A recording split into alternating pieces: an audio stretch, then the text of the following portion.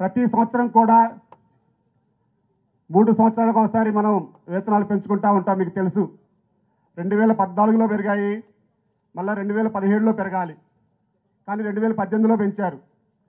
అక్కడ ఒక 1 ఇయర్ పోయింది మనకి.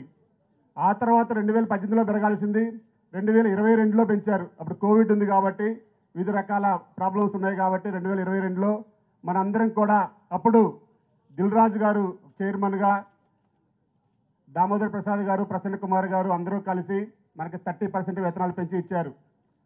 ఆ రోజే చాలా క్లారిటీగా చెప్పారు, ఇక మరలా మీటింగులు ఉండవు, మీకు ప్రతి సంవత్సరం 10% పెంచుకుంటా వెళ్తాము, ఏదైనా చిన్న చిన్న సమస్యలు ఉంటే ఆ సమస్యల మీద మాట్లాడతాం తప్ప వేరే విషయాలు మాట్లాడము అని.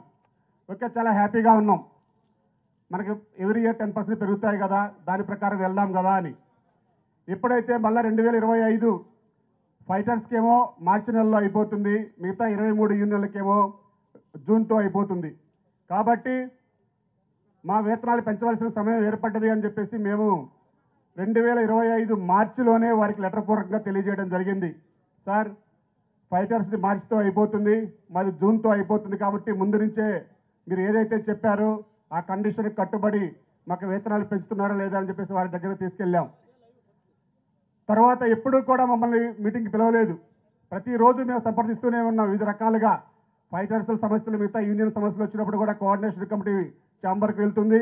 అలాగే నేను కానీ సెక్రటరీ అమ్మిరాజు గారు కానీ ఎప్పుడు కూడా ఛాంబర్లో వివిధ రకాలుగా మాట్లాడుతున్న సమయంలో కూడా మీటింగ్ ఏర్పాటు చేయమని చెప్పాం.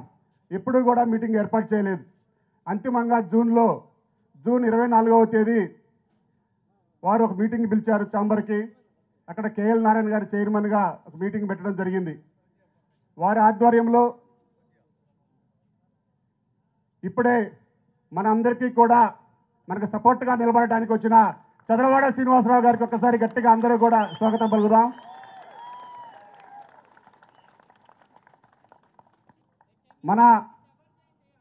మన సమస్య అంతా కూడా ఆ రోజు జూన్ 24వ తేదీ మన ఛాంబర్లో వివరించడం జరిగింది. సార్, మాకు వేతనాలు పెంచాలి, ఇలా వేతనాలు పెంచవలసిన సమయంలోనే లాస్ట్లో పిలిచి మళ్ళీ కాలయాపన చేసే ప్రక్రియ కొనసాగుతుంది, కాబట్టి మీరు గతంలో ఏదైతే చెప్పారో అది తూచా తప్పకుండా పాటిస్తారని ఆశిస్తున్నామంటే కేఎల్ నారాయణ గారు మా ఒక్క 15 రోజులు టైం ఇవ్వండి, ఆగస్టు 1 వరకు టైం ఇవ్వండి, మీకు కంపల్సరీగా మీరు అడిగిన విధంగా వేతనాలు పెంచుతాము, మాకు కొన్ని కండిషన్లు ఉన్నాయి అని చెప్పారు. ఓకే సార్, మేము మాట్లాడతామని చెప్పాం. తర్వాత మనల్ని పిలవకుండా డైరెక్ట్గా లేబర్ కమిషనర్ ఆఫీస్కి వారు వెళ్ళడం జరిగింది. అసలు అక్కడికి ఎవరైనా సరే కార్మికుల వేతనాలు పెంచకపోతే ప్రాబ్లమ్స్ ఉంటే మనం వెళ్తాం కార్మిక చట్టాల దగ్గరికి. మరి వారు ఎందుకు వెళ్ళారో మాకు అర్థం కాలే ఇప్పటికి కూడా. అక్కడికి పిలిచారు, అక్కడ కూడా కమిషనర్ గంగాధర్ గారు పిలవడం జరిగింది. వారి సమక్షంలో మా ప్రాబ్లమ్స్ అన్నీ కూడా 24 యూనియన్ల నుంచి అందరం వెళ్ళాం, క్లుప్తంగా క్లారిటీగా చెప్పాం. మరలా మీరు అక్కడ మాట్లాడుకోండి అని చెప్పారు. మళ్ళా జూలైలో పిలవంగా ఎప్పుడు పిలుస్తారని చెప్పి అడగంగా జూలై 26వ తేదీ పిలిచారు. పిలిచి ఆగస్టు 1లో క్లోజ్ చేద్దాం, 5% పెంచుతామన్నారు. మీకు అన్ని ప్రాబ్లమ్స్ అన్ని సాల్వ్ చేస్తాం, 5% ఒప్పుకోవాలి అన్నారు. అసలు 5% మనం పోరాడేది, మనం అడిగేది 5% కోసమా? మనం పెంచుతా అన్న మాట ఏంటి, వారు ఇస్తా అన్న మాట ఏంటి? దానికి వెంటనే మేము చెప్పాం, సార్ మేము గత 3 నెలల నుంచి చెప్తున్నాం, కాబట్టి మాకు తప్పనిసరిగా వేతనాలు పెరగాలి, కాబట్టి వర్షం పడుతుంది, చాలా ఫాస్ట్గా మాట్లాడేస్తాం. ఇంకా థ్యాంక్ యూ, అది స్పిరిట్ అంటే. కాబట్టి మీకు తెలియాలి, ఇక్కడ ఈరోజు ఈ మీటింగ్ పెట్టిన ఉద్దేశం కూడా అదే. ఒక నిర్ణయం వాళ్ళు ప్రకటిస్తేనే ఏ విషయమైనా స్టెప్ ముందుకేస్తాం అన్నారు, కాబట్టి ఆ నిర్ణయాన్ని మీ అందరి సమక్షంలో తేలాలని వచ్చాం. ఆ తర్వాత ఆగస్టు 1కి మేము క్లారిటీగా చెప్పాం, ఏదైతే 30% వేతనాలు ఇస్తారో వారి షూటింగ్లు చేస్తాము, లేకపోతే మిగతా షూటింగ్లకి మేము విధులకి హాజరు కాలేము అని వ్రాతపూర్వకంగా వారికి తెలియజేశాం. అప్పటికి కూడా ఆగస్టు 1కి ఆపుతామంటే ఆగస్టు 1 రోజు పిలిచారు. మళ్ళీ కరెక్ట్గా 31 సాయంత్రం పిలిచి వద్దొద్దు రేపు రండి, ఒక్క 3 రోజులు టైం ఇవ్వండి, 3 రోజుల్లో మీ సమస్య పరిష్కరిస్తామన్నారు. అప్పుడు పిలిచి ఒక 4 కండిషన్లు పెట్టారు, 9 కండిషన్లు పెట్టారు ఫస్ట్. దాంట్లో మళ్ళీ 4 కండిషన్లు ఒప్పుకోండి అన్నారు. ఆ 4 ఏంటంటే, 1, మేము ఎవరినైనా పెట్టుకొని ఎక్కడైనా షూటింగ్ చేస్తాం, దానికి మీరు అందరూ ఒప్పుకోవాలి అన్నారు. 2, ఫైటర్స్ డాన్సర్స్కి మనకు రేషియో ఉండేది ఎప్పటి నుంచో, గత 50 సంవత్సరాల నుంచి పెద్దలు పెట్టారు ఆ రేషియోని కూడా. వారిని ఎవరిని సంప్రదించకుండా రేషియో తీయాలి, రేషియో లేకుండా పనిచేయాలి అన్నారు. నెంబర్ 3, మనకి ఆదివారాలు కూడా డబుల్ కాల్ షీట్లు ఉంటాయి కొందరికి, కొన్ని యూనియన్లకి.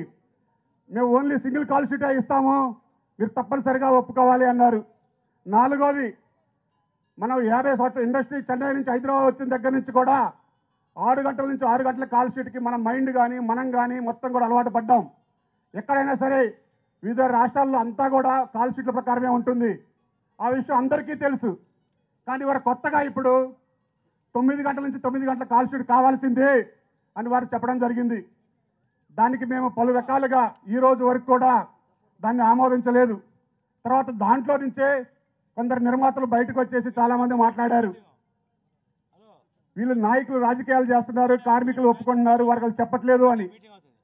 ప్రతి విషయం కూడా మీ కార్మిక నాయకులు అందరూ కూడా మీ అందరికీ ప్రతి ఒక్క విషయం కూడా తెలియజేస్తూనే ఉన్నాం. ఈ 15 రోజుల నుంచి ఏం జరుగుతుంది కూడా మీ అందరికి తెలుసా తెలీదా?